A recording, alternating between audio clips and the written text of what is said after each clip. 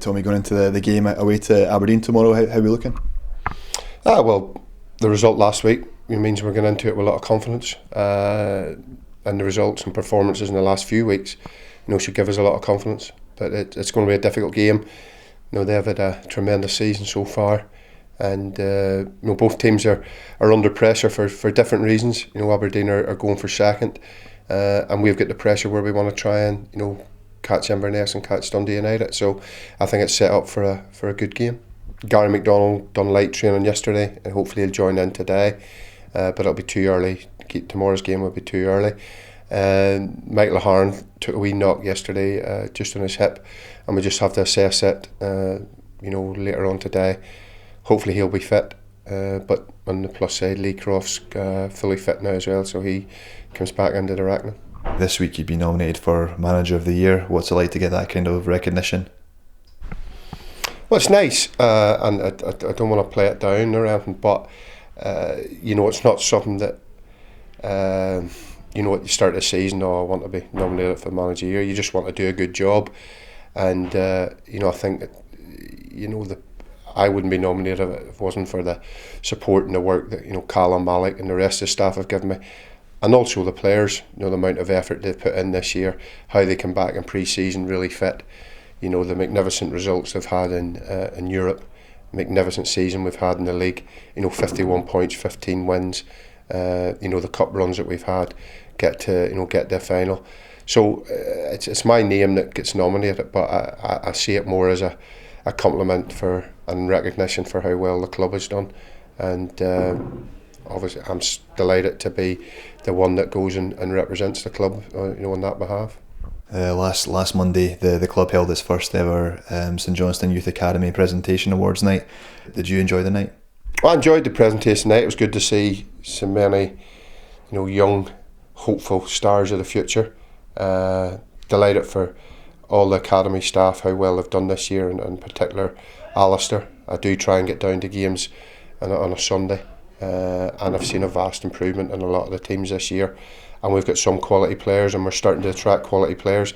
And as I said on the night, the fact that we've got David Witherspoon, who was part of our academy, Stevie May, with some of the younger ones now that have been here a long time getting into the first team squad next year, that hopefully should help Alistair, because it would give parents to want to see a club that's prepared to play young players, prepared to promote their young players, and we have to provide a pathway from underage teams, from under 17s, under 20s, and then eventually into the first team.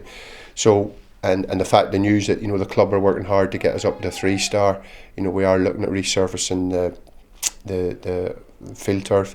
We are looking at helping the coaches improve and stuff. So I think it's all good for the academy. And it was great to see so many kids turn out. And it's great to see so many parents come out, because I think it's often forgotten the amount of time and effort that parents put into it for their kids. So it was a really good night. Callum had a few dodgy pictures come up with him of his haircut, his hairstyles when he was back as a youngster. I got off a wee bit lightly about that, but it was really good, and I'm really impressed about how it was run as well. And it was a great night. With Stevie McLean, he's further down the line than Stevie May. Well, Stevie May's under contract anyway, but looking for an extension. But Steve McLean, we're hoping in the next day or two that we can get that one tied up. Lee Croft we're working on as well. Stevie May's come back, his agent's come back to us now and said that, because we did ask about 3-4 weeks ago if he would sit down, and I think his agent wanted to wait till after the cup semi-final before he approached Stevie about it, and Stevie's happy to sit down with his advisor and talk about extending his deal. Again, that won't happen overnight. There'll be various meetings before that would hopefully happen. But I think the fact that he's indicated that he wants to extend his contract, is a big plus and a big positive for the club. Now, Tommy, we're standing in your office just now doing the interview. Just tell me a bit about what's on the walls. Well, the office previously was on the other side, but it was quite small, and it was actually the chairman's idea for me to move into here. Still, there's no windows in it. It's like a dungeon at times, and my mobile phone doesn't work in it, so maybe that's good at times. But because after games, all our managers and coaching staff come in and have a beer and a bite to eat. So we moved into this one, and obviously that gave us a bit of space. I didn't just want the 4 blank walls. We've always got the tactics board, we've got the TV for we come in and watch games, and so we painted it. Obviously, and the colours were easy enough to pick: the blue and the white. And Graham Hart, our club photographer, kindly asked him to get me some photos and get me some big ones to put up, and I quite like them. They'll be clamouring to take them off the wall at the end of the season, but they'll be staying there. And Graham does a great job. He gets he gets things like this here for the players.